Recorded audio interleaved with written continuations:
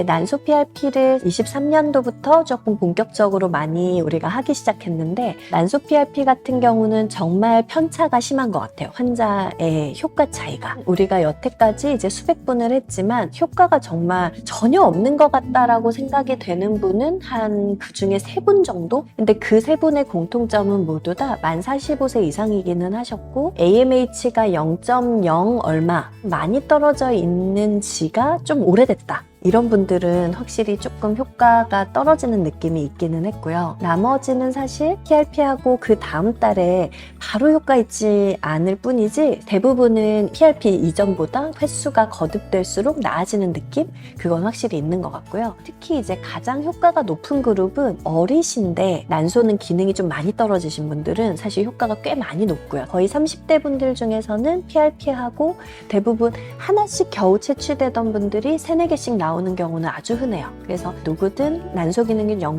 초반대다, 혹은 개수가 좀 나오는데 너무 퀄리티가 낮다, 이런 경우는 좀 고려해보는 게 그래도 좋겠다, 이런 생각을 하게 되긴 해요. 해보고 효과가 없으면 사실 굳이 다음 회차는 안 해도 되는 건데, 효과가 어느 정도 나쁘지 않다 그러면 2달에 한 번 정도 이렇게 하면서 가보는 것도 괜찮을 것 같아요. 그 효과가 유지되는 기간도 사람 차이는 있어요. 주기나 사이클별로 좀 봐가면서 그럼 좋을 것 같아요. 일반적으로 난자 질과 관련된 연구, 난자의 성숙도와 관련된 연구 중에서 가장 연구 결과가 좀 많이 밝혀진 거 있잖아요. 대부분은 체지방 비율 같은 거랑 연구가 많아요. 탄수화물 대사가 좀 나쁜 경우라거나, 그러니까 혈당이 좀 높거나, 몸무게 키로수와 상관없이 체지방 비율이 약간 높다거나 내장 지방의 양이 좀 많은 스타일이다, 이런 경우는 조금 난자의 성숙도가 낮은 걸로 돼 있고, 수정이 되고 나서도 수정란의 발달이 조금 늦은 걸로 돼 있기는 해서 근육 운동하면서 체지방 비율은 줄이는 거, 그게 이제 제일 좋기는 해요.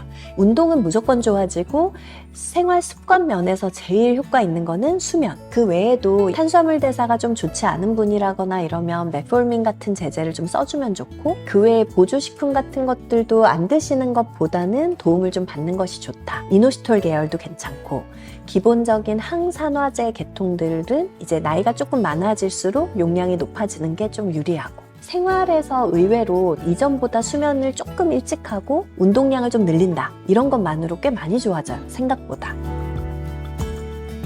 시험관으로 임신 잘 돼서 졸업하신 분들, 둘째를 계획하실 때는 제왕절개를 하셨다 그러면 수술과 수술 사이가 한 1년 반은 돼야 되긴 해요. 아기 8, 9개월은 넘어야 될 것 같고요. 자연분만한 한 경우는 수유도 끝났고 생리도 돌아왔다, 그리고 뭐 몸 상태 괜찮다 그러면 사실 언제든지 가능해요. 내가 다음 달부터 하고 싶다 그러면 최소 전달에는 한번 오셔야 돼요. 그래서 한 번은 와서 현재 호르몬 상태라든지 이전 첫째 때랑 달라진 게 있는지 몇 가지를 좀 뭐 초음파도 보고 호르몬 피검사 체크하고, 그거를 한 번은 해야 되고요. 그리고 동결배아 이식 때는 생리 때 한 번 오고 중간에 초음파 보고 이식하는 날 오고, 이게 끝이거든요. 그러니까 한두 달 전에는 꼭 오셔서 혹시 뭐가 안 좋으면 미리 교정하고 계획했던 달에 딱 할 수 있게 그렇게 하면 좋아요.